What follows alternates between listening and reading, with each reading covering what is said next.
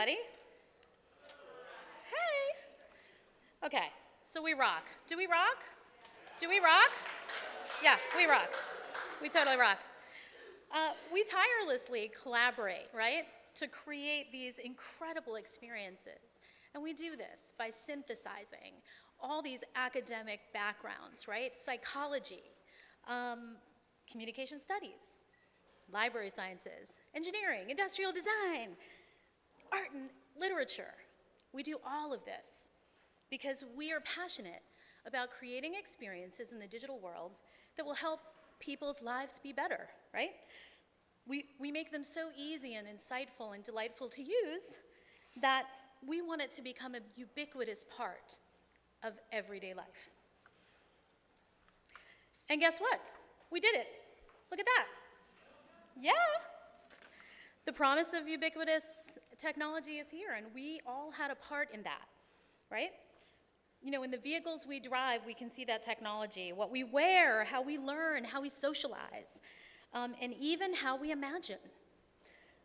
This, by the way, is a picture of VR being used during the Olympics, just in case you can't see it. We can deposit money without going to the bank. We can make bank transfers, right? Whereas we used to have to do that in person, we don't do that anymore. We do that digitally. You know, we can track our sleep cycles and we can track our heart rate on our wrists.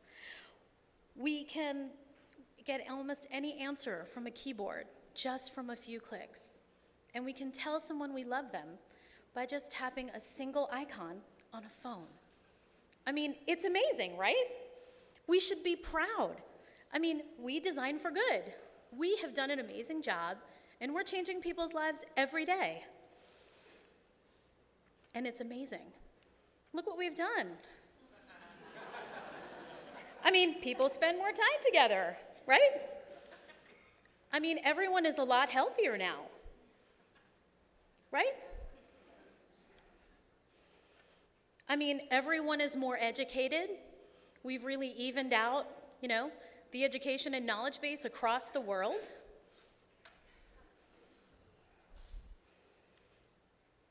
We're much more tolerant, and we're a lot kinder to each other, aren't we? Technology's really changed things for us, hasn't it? And hey, our roads are safer. I mean, we are so much more safer with technology, aren't we? We are more connected than we ever have been in the history of the world. And as a result, we are addicted. On December 17th, 2017, two Apple investors, Jana Partners LLC and the State of California Teachers Retirement System, wrote an open letter to Apple, urging the company to invest in more tools and to help children fight addiction to their gadgets and social media. The letter cited several studies that have been going on since 1998 on the negative effects of smartphones and social media on children's mental and physical health.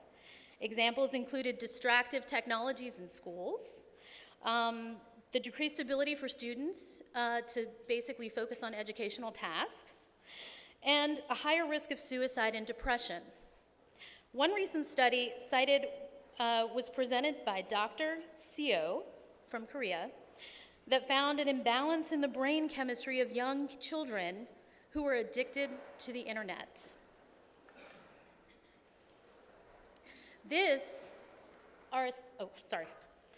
was a set of brain scans that have been done. Between 1998 and 2017, there have been several studies done, and these brain scans will show areas that are designated atrophy. That means that the gray matter in the brain is being damaged from continual use of the internet. Yeah, it's pretty dark, right? This is what happens to children and adults when we knock it out of the park, when we synthesize to such an extent that we meet the criteria for our passion. This is what happens. And guess what? Sean Parker, the founding president of Facebook, knew it. And he gave an interview in January of 2018 after the open letter was sent to Apple and shared with the world.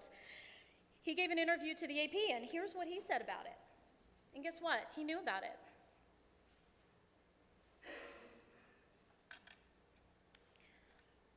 So you have to ask yourself, I know that I asked myself after doing this research and thinking about it, are we really designing for good? Are we really the kind of people who are not knowledgeable enough to know that we might be changing people's brain chemistry? Do we really rock? I don't know. I don't have the answer. Do we?